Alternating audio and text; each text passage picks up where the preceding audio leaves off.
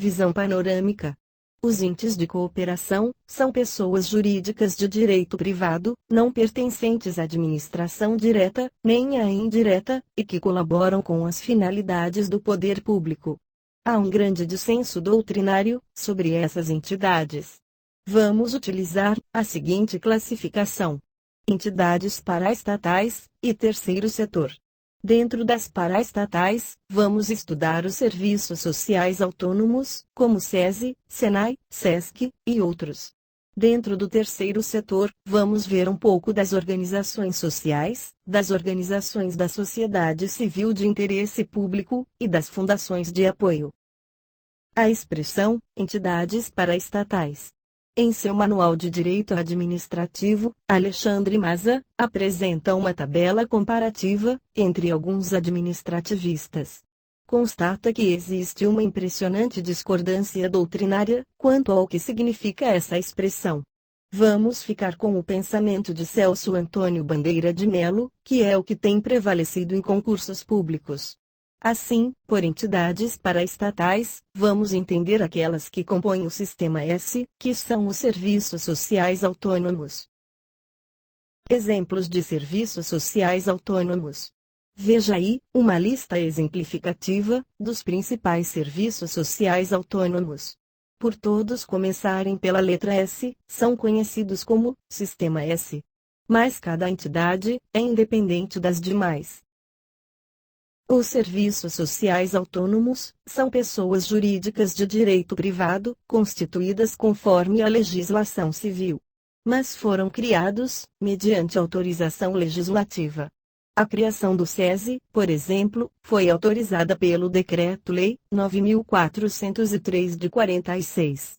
A finalidade dos serviços sociais autônomos é ministrar assistência, ou ensino, a grupos sociais ou profissionais, sem fins lucrativos, e fomentar setor econômico a que estão vinculadas, como a indústria, o comércio, o transporte, e assim por diante.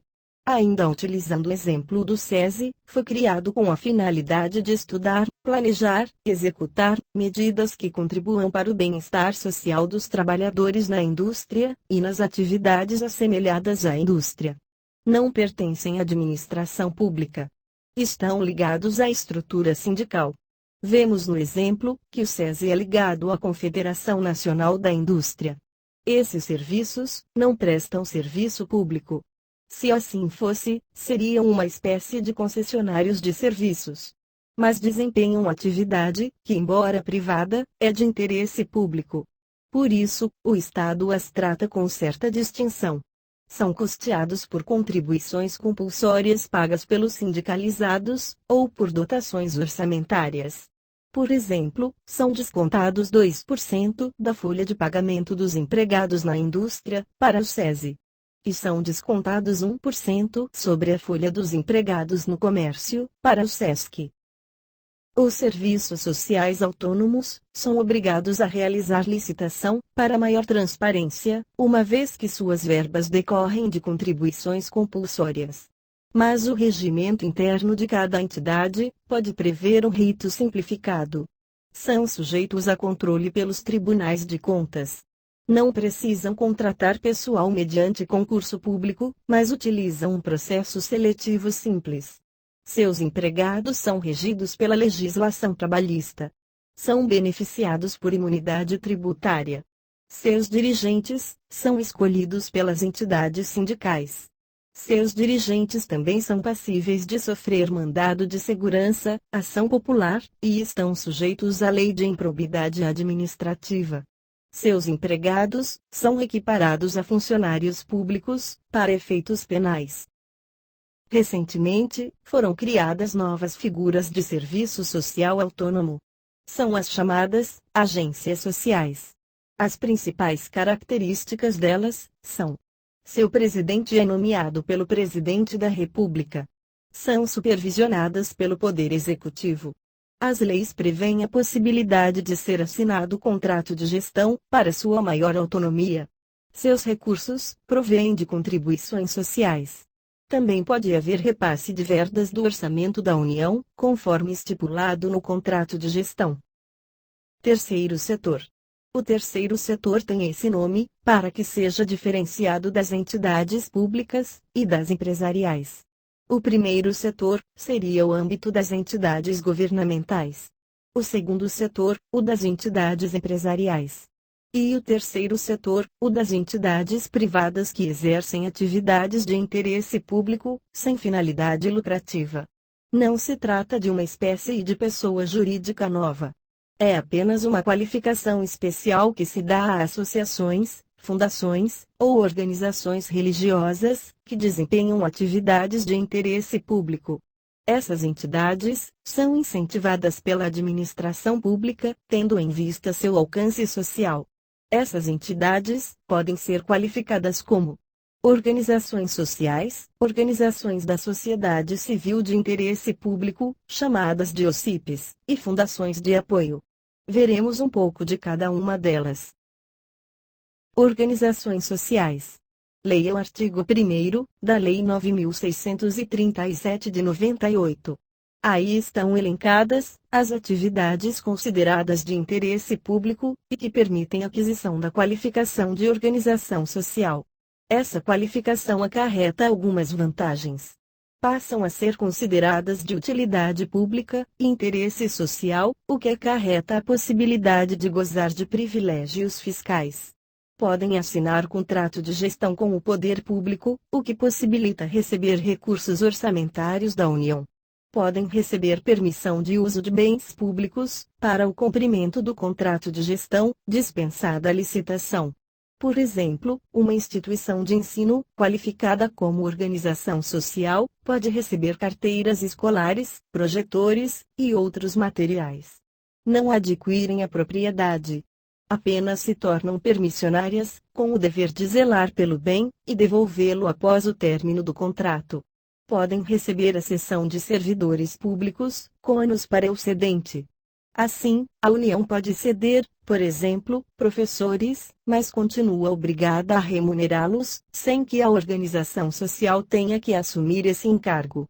Podem celebrar, com dispensa de licitação, contratos de prestação de serviço, com a administração que a qualificou, para atividades contempladas no contrato de gestão. O artigo 5º da lei apresenta o conceito de contrato de gestão. Note que se trata de um conceito apenas, para os efeitos desta lei. Veja aí, alguns pontos interessantes do contrato, determinados pela lei. Pause seu vídeo. A lei também apresenta diversas normas sobre a fiscalização do contrato de gestão. Veja. Para que uma entidade se qualifique como organização social, a lei exige que seu estatuto preveja a existência de um conselho de administração, como órgão de deliberação superior. Esse conselho possui diversas atribuições privativas, de grande importância. E sua composição também é regulada pela lei. Deve ser composto por esses percentuais que você vê aí, sendo que os membros indicados pelo poder público, e os indicados pela sociedade civil, devem significar mais de 50% do total de membros desse conselho. Desqualificação. A entidade pode perder a qualificação, como organização social. Isso se dá por ato do Poder Executivo, quando descumprido o contrato de gestão, após processo administrativo, em que seja assegurada ampla defesa à entidade. Nesses casos, seus dirigentes respondem pelos danos que causarem, e os bens dados em permissão devem ser devolvidos, bem como os valores repassados. Aspectos gerais. A aprovação como organização social é ato discricionário do poder público. Mesmo que uma entidade preencha todos os requisitos, o poder público pode julgar a conveniência de qualificá-la ou não. Essas organizações não fazem parte da administração pública, apesar da grande participação de indicados pelo poder público na composição de seu conselho. Não são obrigadas a licitar, mas deverão realizar licitação quando utilizarem recursos repassados pela União. A modalidade da licitação, nesses casos, é preferentemente o pregão. Sujeitam-se à fiscalização pelo Tribunal de Contas, no que se refere aos recursos transferidos. Seu pessoal é regido pela legislação trabalhista. Não são obrigadas a realizar concurso público para admissão do pessoal, mas devem realizar processo seletivo. A lei se aplica ao âmbito federal. Se as entidades federadas desejarem qualificar como organização social, devem criar lei própria, que pode estabelecer condições totalmente diferentes daquelas que estudamos aqui. Seus diretores podem receber remuneração.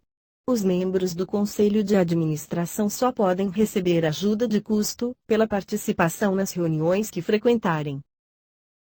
Vejamos agora um pouco das OCPs. São regidas pelas normas que você vê na tela. A lei admite a qualificação como OCP, para entidades com finalidades mais amplas do que aquelas previstas para as organizações sociais. Veja alguns exemplos. A qualificação permite que a entidade goze de incentivos fiscais. Seus diretores podem ser remunerados. Seus empregados são regidos pela legislação trabalhista. O artigo 2º da lei que regula as OCPs, estabelece um extenso rol de entidades que não podem ser qualificadas como tal. Não deixe de estudar. Como o caso das organizações sociais, as OCPs também estão obrigadas a licitar, e são fiscalizadas pelo Tribunal de Contas. Fundações de apoio. A Fundação de Apoio é um importante ente de cooperação das instituições federais de ensino superior e de pesquisa científica e tecnológica, na execução de projetos de ensino, pesquisa e extensão, e desenvolvimento institucional, científico e tecnológico. São pessoas jurídicas de direito privado. E possuem algumas características relevantes, que você pode ver em sua tela. Antes de fazermos a revisão dessa aula, um aviso rápido. Em breve, você poderá assistir gratuitamente os vídeos atualizados. Ter acesso ao texto dos áudios. Ter acesso a exercícios inteligentes, com auxílio de vídeos, áudios e textos explicativos. Contato direto com o professor que elaborou essa aula, para tirar dúvidas. Não perca tempo. Envie agora mesmo uma mensagem, para garantir que receberá a informação, assim que tudo isso estiver disponível. Se desejar, adicione também, em seu MSN. Se liga na revisão. Hoje, estudamos as entidades paraestatais, e as do chamado terceiro setor. Quanto às paraestatais, vimos que há uma grande divergência doutrinária sobre quais entidades se classificam nessa categoria. Estudamos os serviços sociais autônomos, com algumas características. Destacamos aqui, aquelas principais para concursos. Dentro do terceiro setor, estudamos características das organizações sociais, das OCPs, e das fundações de apoio. Até a próxima!